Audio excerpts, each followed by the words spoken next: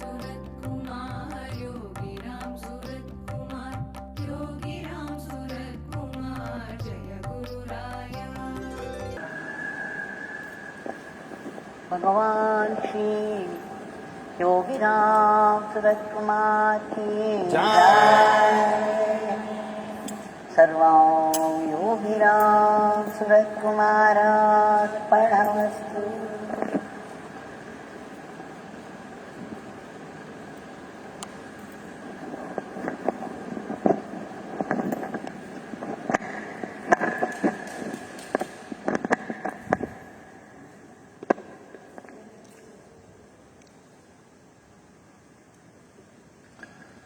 Our endless pranams, our endless grateful pranams to the lotus feet of Bhagwan for having blessed us with this session.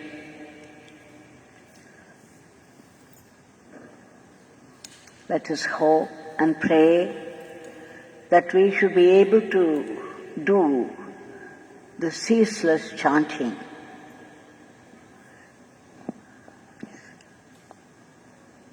by the grace of Bhagwan. This is the only aim of life, remembrance of God. Remembering the name is remembering God, and remembering the name is living in God. Now we shall see a very beautiful story of Mary Young Angelon, a devotee of Bhagwan Yogi Ramsuratkumar from Arizona, a disciple of Sri Lee Lozovic, an ardent devotee of Bhagwan. In 2001, February, on the 20th, early morning, Bhagwan attained Mahasamadhi. He left his mortal coil behind, yet with a promise that he would do better work, more active work, without this body. Of course, he plunged thousands of his devotees into a deep ocean of grief. What could we do? What could anybody do? When Bhagwan had decided, there was nothing else to do. In 2002, Sri Lee Lozovic, with a group of his students, had come to the ashram, and Mary Young was one of them. At the time, she became very, very busy with interviews from varied people who had association with Bhagwan in one way or the other. Many interviews. And when she returned home, Arizona, one day Sri Lee Lozovic called her and said, "Look, a book on Yogi Ramsuratkumar must be published in 4 months." A command that shocked her, because the project seemed heavy, immense. And here her Gurunath was saying, only 4 months. Yet, she meekly said, yes, it will be done. It could be done only by the grace of Bhagwan, by the grace of her Guru. She said, She says in the article, there were interviews and interviews and interviews for those people to transcribe and then edit and then fit them in the right places in the frame of the book, which was no easy task, very time-consuming and laborious. And yet, she says, where Yogi Ramsuratkumar was concerned, she was completely immersed in him, so much so everything else paled into insignificance. That is the grace. Bhagwan simply drew her into himself, into his infinite and finite glory. She says that she was so absorbed in the task by the grace of Bhagwan, which she trusted, that she began to write 12 hours, sometimes 14 hours, sometimes 16 hours, and sometimes 18 hours. Amazing. But that's how Bhagwan drew her into him completely. And one day, one morning, January 2003, she wanted to take a little fresh breath. She left her desk, made a visit with her friend, and they fell into a conversation. But you see, Mary Young was so preoccupied with Bhagwan and his glory, and all that material she had to put into the book, which was anyway flowing spontaneously to her by his grace. She cut the conversation short without knowing, without even being aware that she was doing it, saying that she had to get back to the work of the Garden of Delight. She was surprised herself that such a word should come out, such a phrase should come out of her mouth spontaneously. It was no preconceived phrase. It just fell out of her mouth in divine spontaneity. And she herself was taken aback. What did I say? The work. She began to think of the project as entering the Garden of Delight, being in the Garden of Delight. And the whole thing became the Leela in the Garden of Delight. So she was back to work, very brisk. And the same day, after so much of work, she met the lady who typed Taylor Wadlington's the journal notes. And she had something very precious to share with Mary Young. She said, "Look, I've been wanting to say this. 2 years back, probably it was 2001,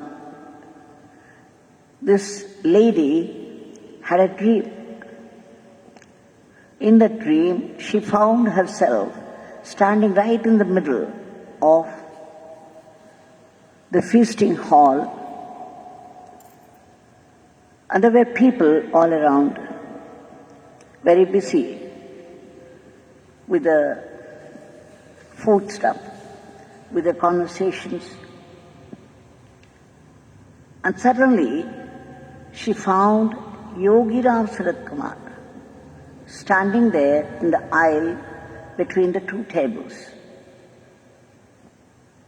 On the tables there was much food for everyone, and people were busy around that. And between the two tables in the aisle, she found Yogi Ramsuratkumar standing and smiling. Naturally, she was startled. And then she looked around. Everybody was oblivious to the presence of Yogi Ramsuratkumar. Amazing again. How could that be? Here is Yogi Ramsuratkumar, our God and Lord, who has recently taken Samadhi, Mahasamadhi, and he is here in flesh and blood, standing right over there, smiling. She rushed to him and said, Swami, just see, these people are oblivious of your presence. They go about as though they have not seen you. Bhagwan smiled and said, yes, it's not easy to see me. I'm not seen by all the people, only by a rare few. And then he said, good that you could see me. Now come with me. Smiling, he took her to the end of that feasting hall, and there was a door. He opened it, and out there it was a beautiful garden, full of light, natural air, fresh, pure air and light. And there were flowers and flowers. It was like a valley of flowers, everywhere, of every color, every size, every texture. A profusion of colors, profusion of flowers. And there were some butterflies, naturally.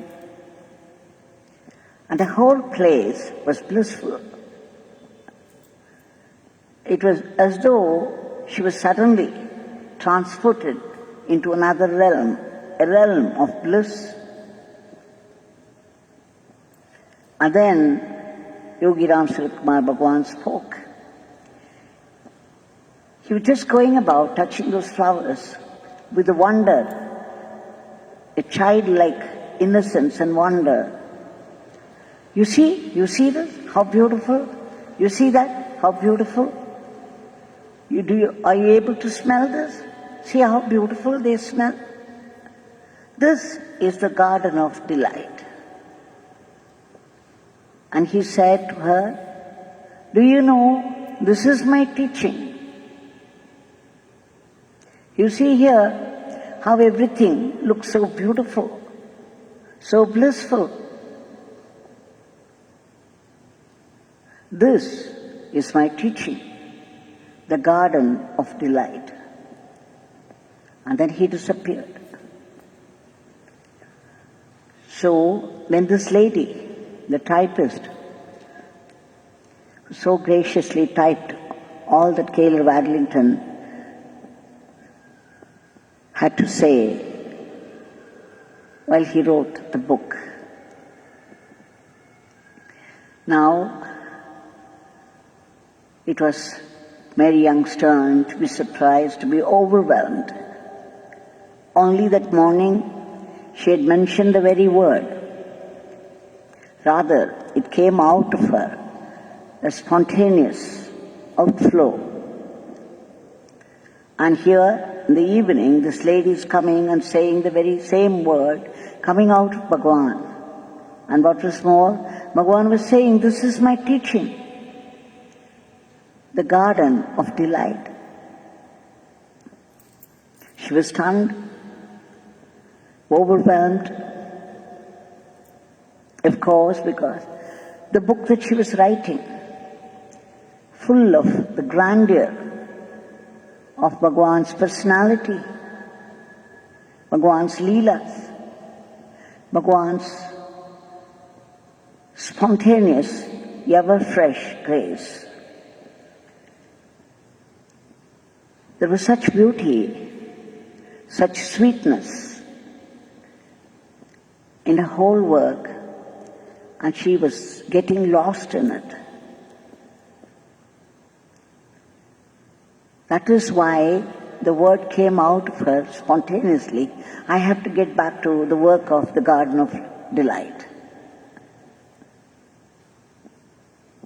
This is Yogi Ramsuratkumar in a nutshell. The sweetness, the joy, the peace, the wonder, the bliss. She was completely lost in the book.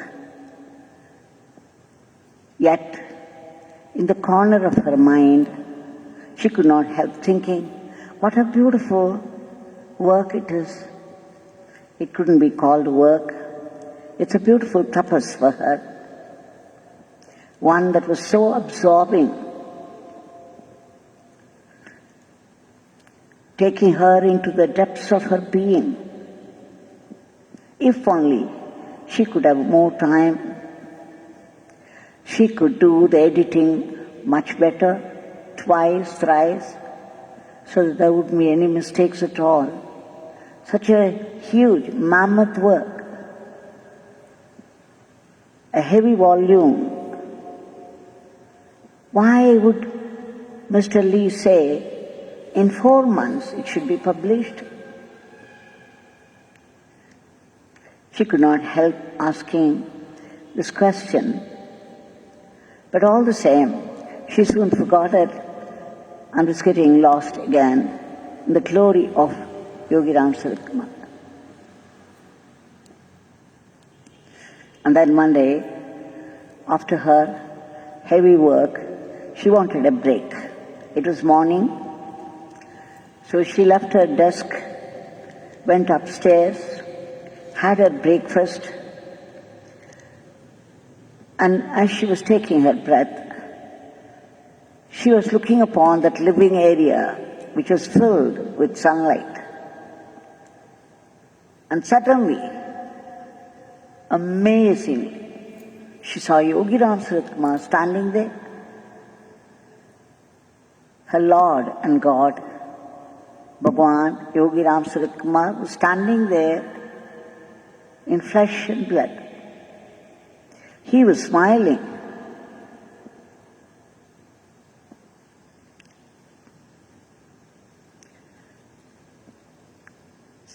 Just imagine. Now, of course, she rushed to him. He was still smiling. And then he said, you know what he said? He said, you get back to work, Mary.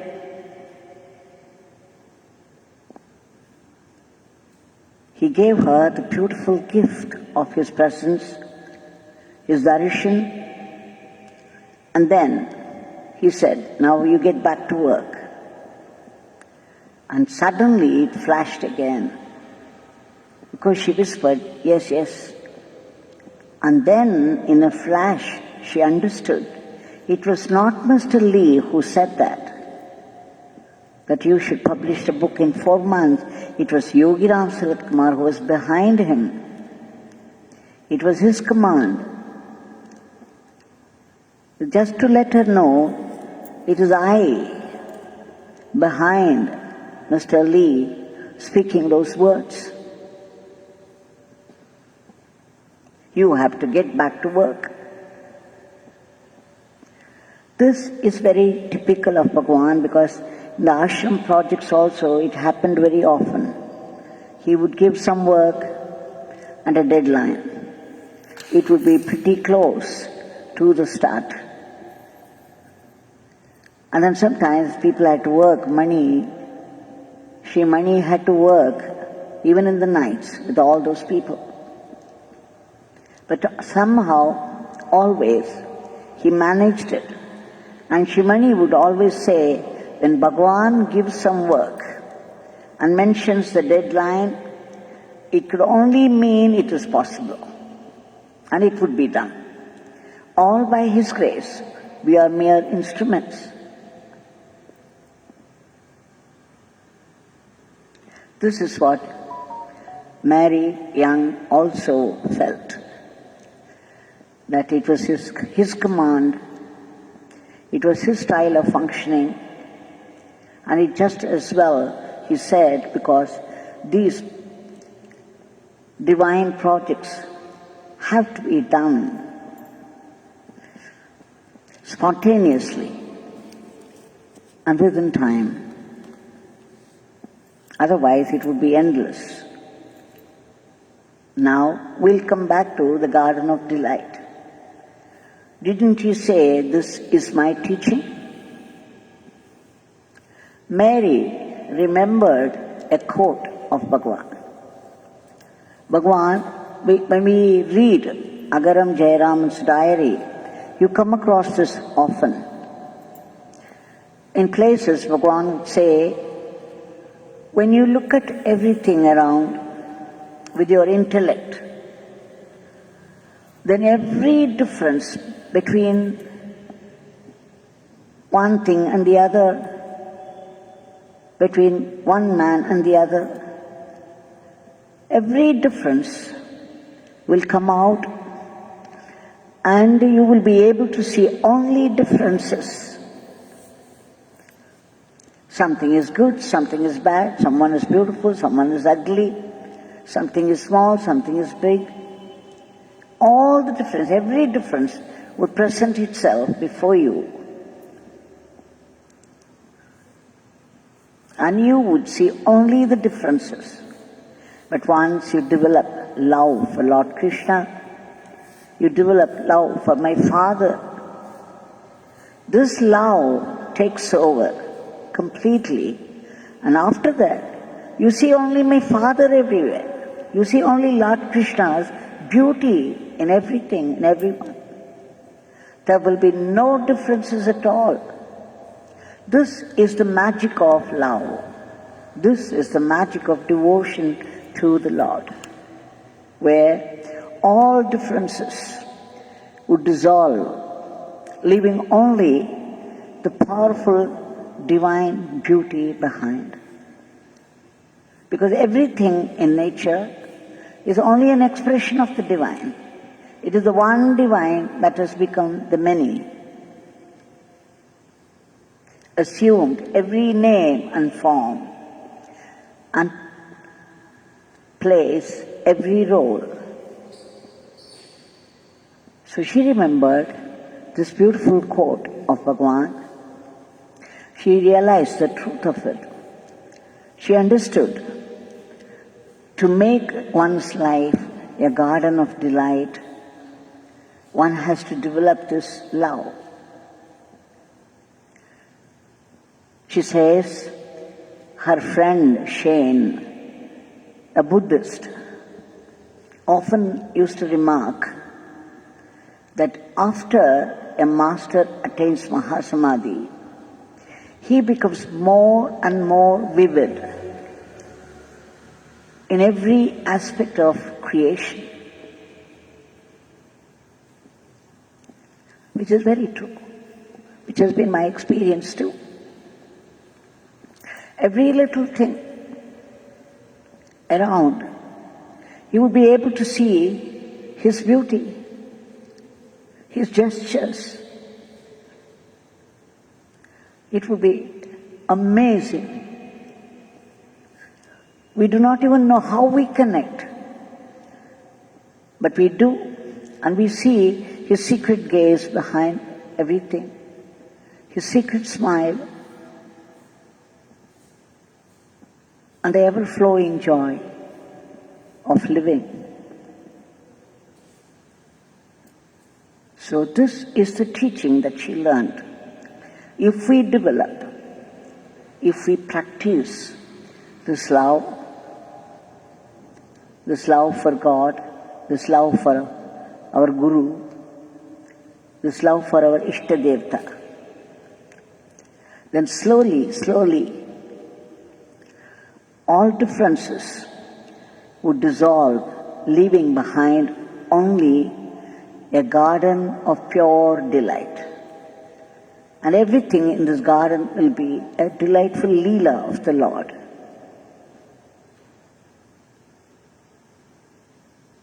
What a great message. The garden of delight. Now that delight, the divine delight, is here in front of us. The bundle of bliss and love and grace in the form that's very familiar to all of us, very dear to all of us. And we shall submit our today's prayer. However, today's world is no garden of delight. It is the other extreme. There is only death and destruction and violence. Only Bhagwan's grace can help us develop this love that he speaks of and make this world a garden of delight. Right at this moment it seems far, far away, a remote chance, but surely the divine ways are mysterious. You would never know. When he chooses, overnight everything would change. In a fraction of a second, the whole facade would change. So we shall appeal to the generosity, the compassion, the love that he was always talking about. Bhagwan, we beg you again and again and again, a million times, a billion times, a zillion times, for your immediate divine intervention to free the entire humanity from the clutches of this dreadful virus and bring back normalcy in every aspect of life, but a normalcy based on human values, based on love and universal brotherhood, so that the new life would be a new strength, new vision of harmonious coexistence. Bhagwan, we beg you to root out the fear, the panic from the hearts of people, arrest the rapid spread of the disease, enter those medicines so that the entire crowd of the viruses could be killed once for all.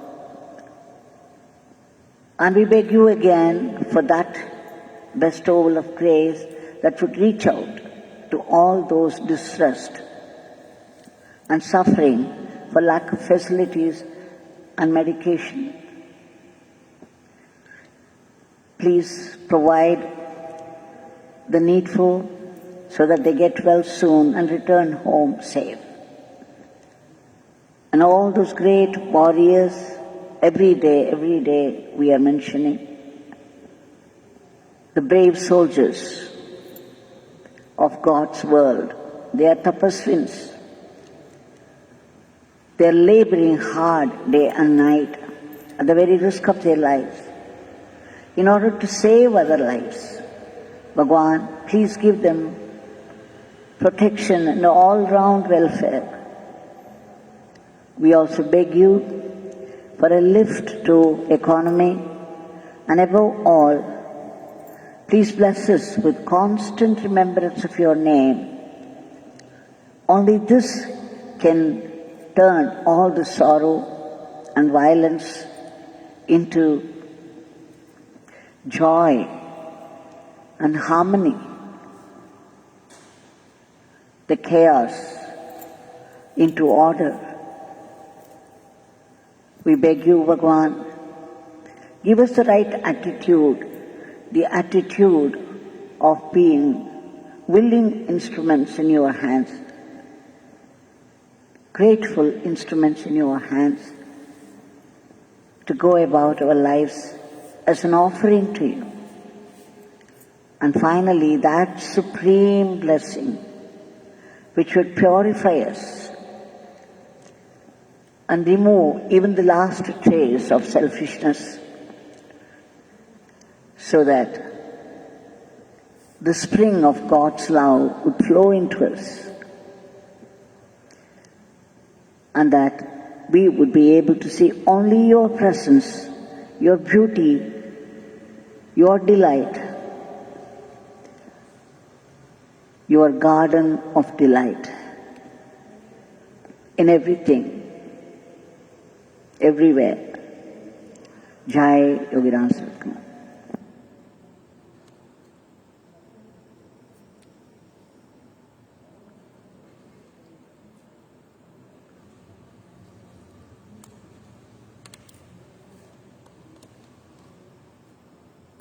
Yogi Ramsuratkumar